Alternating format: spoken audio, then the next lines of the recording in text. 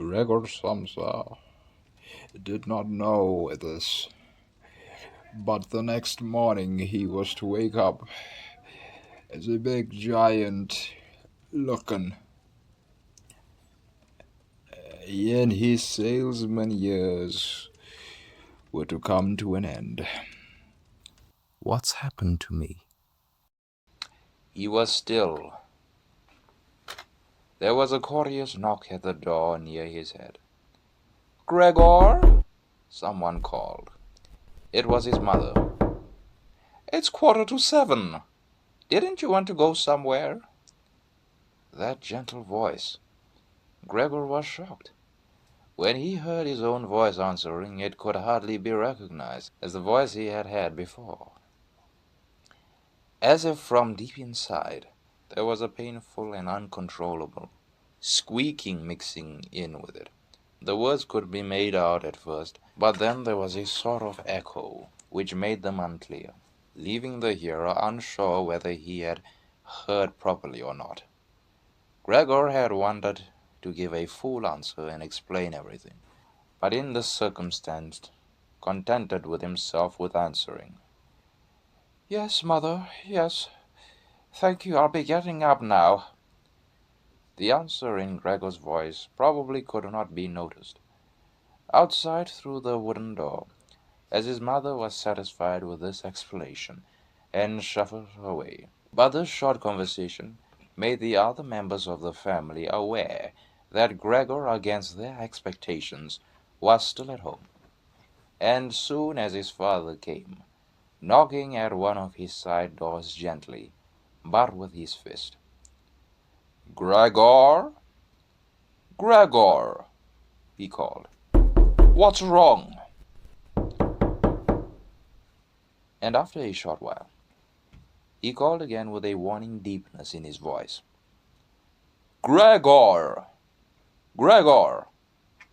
At the other side of the door, his sister came plaintively. "Gregor!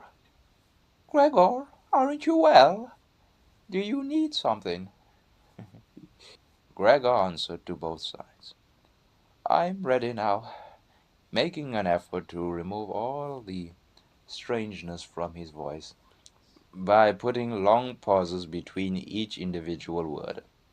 His father went back to his breakfast, but his sister whispered, "Gregor, open the door, I beg you."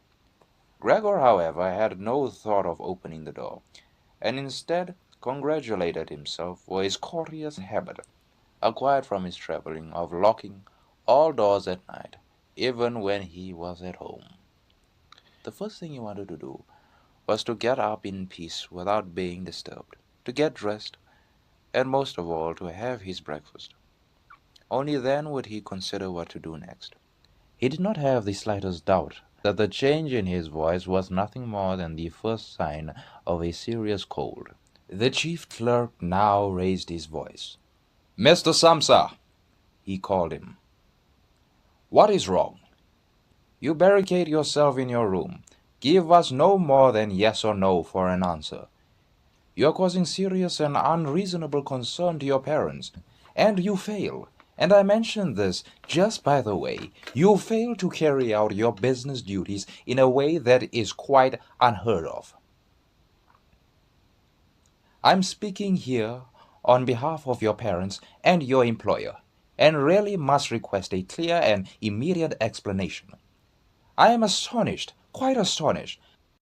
I thought I knew you as a calm and sensible person, and now you suddenly seem to be showing off that peculiar whims. This morning your employer did suggest a possible reason for your failure to appear. It's true. It had to do with the money that was recently entrusted to you. But I came near to giving him my word of honor that that could not be the right explanation.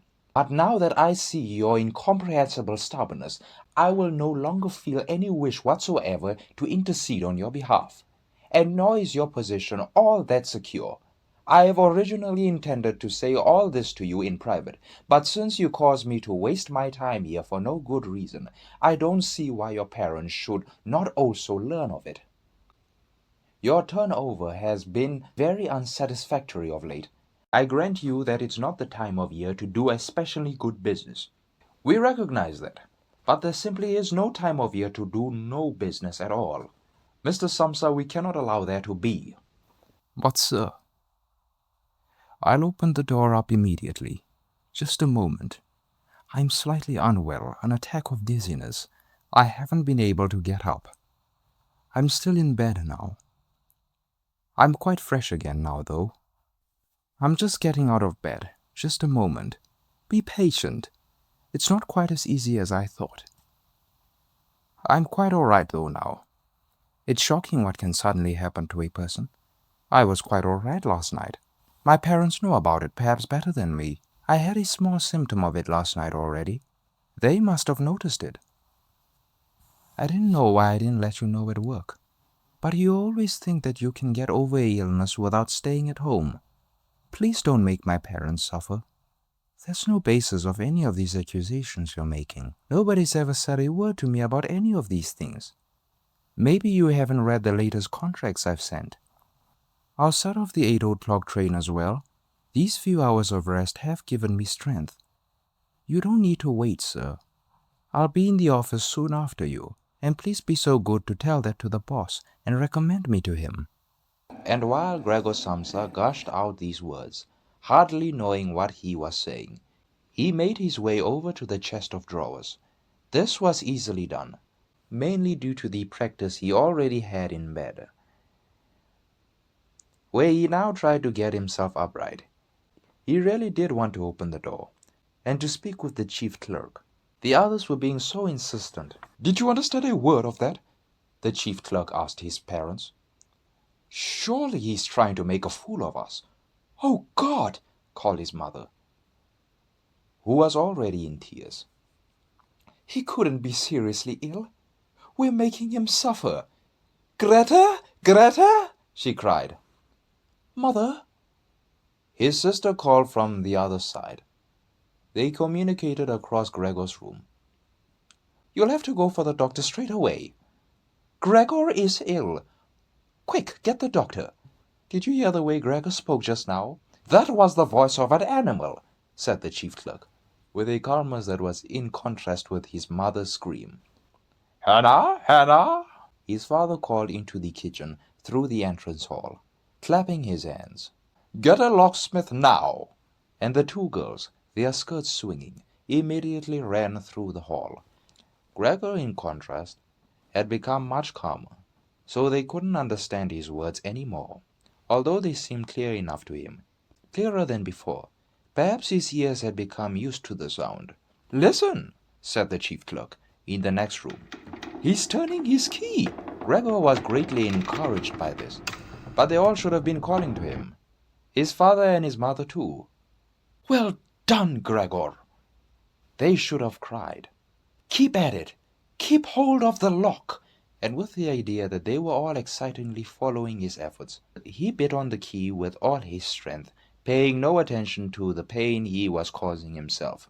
As the key turned round, he turned around the lock with it, only holding himself upright with his mouth. Now then, I'll get dressed straight away. I'll pack up my samples and set off. Will you please just let me leave? You can see that I am not stubborn, and I like to do my job. Being a commercial traveler is an odious, but without traveling I couldn't earn my living. So where are you going? Into the offices? Yes? Will you report everything accurately then? It's quite possible for someone to be temporarily unable to work, but that is just the right time to remember what's been achieved in the past and consider that later on. Once the difficulty has been removed, he will certainly work with all the more diligence. You're well aware that I'm seriously in debt to our employer, as well as having to look after my parents and my sister. So that I'm trapped in a difficult situation, but I will work my way out of this again. Please don't make things any harder than they already are, and don't take sides against me at the office. I know that nobody likes travelers. They think we earn an enormous wage, as well as having a soft life of that. That's just prejudice. But they have no particular reason to think better of it. But you, sir, have a better overview than the rest of the staff. In fact, if I say this in confidence, a better overview than the boss himself. It's very easy for a businessman like him to make mistakes about the employees and judge them harshly than he should. And you're also well aware that we travelers spend almost the entire year away from the office so that we can easily fall victim to gossip and chance of groundless complaints. And it's also impossible to defend yourself from this sort of thing. We don't usually even hear about them, or if at all, it is when we arrive back home exhausted from a trip. And that's when we feel the harmful effects of what's been going on without even knowing what caused them. Please don't go away. Please don't go away.